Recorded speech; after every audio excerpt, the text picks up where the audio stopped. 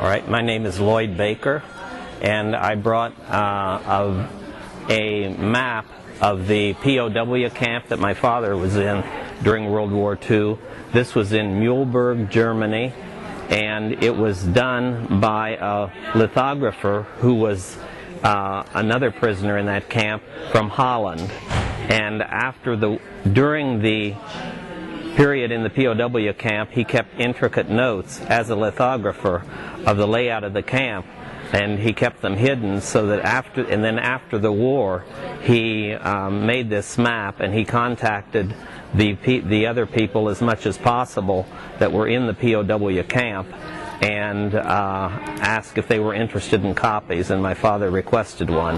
Down in this corner we have a little legend that shows the different uniforms of all of the different nationalities that were prisoners in that POW camp. And I'm not sure if it was this particular camp. This is the one that my father spent most of his time in. It was either this one or a later camp that was that in the latter days of the war, it ended up after the war being in the East German sector. And during the final days of the war, my father could see the bombing of Dresden from the POW camp. What branch of the service was your father in? My father was in the Army. Do you know how he was captured? That he got into the prison camp? Well, in frontline battle. Yeah. What part of Europe was he in when he got captured, do you know? I think it was France. Okay. France.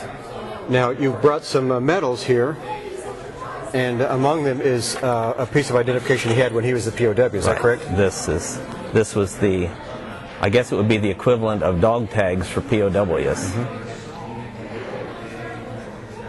And then the rest are the more traditional medals. And one other interesting item you brought in tells us about the conservation efforts that took place during the war. Right. These are from my cousin-in-law, Don Bergwall in Marysville, and they show the ingenuity of the conservation effort.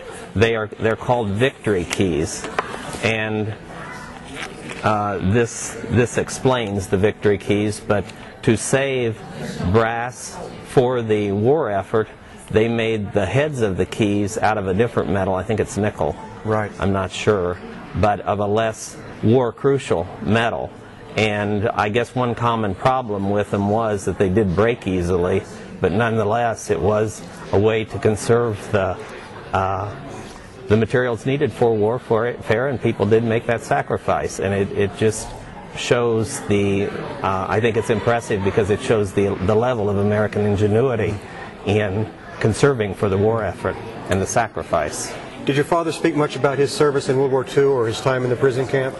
Not so much to me as he did to my sister. I was one of the early baby boomers. I was born in July 1946. My sister was born 7 years later, and he spoke more frequently to her about it, I think because the passage of time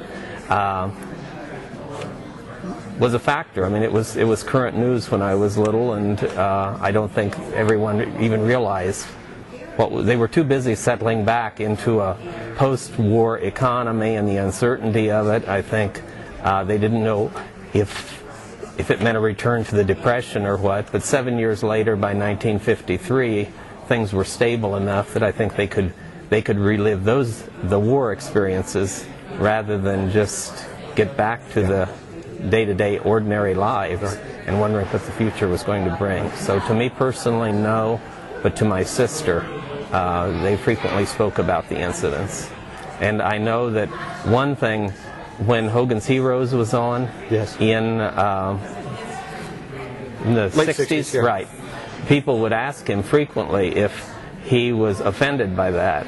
And he said no, that he saw a lot of humor in it, and he thought that other people could see a lot of humor out of a very dire circumstance. That's and right. He appreciated that, but he said one thing that he did object to in that was that it showed the German people as very ignorant people, and he said they were not. He said they were the Nazis and their head people were very intelligent people, and that was the only concern that he had about the Hogan's Hero presentation or show. Right.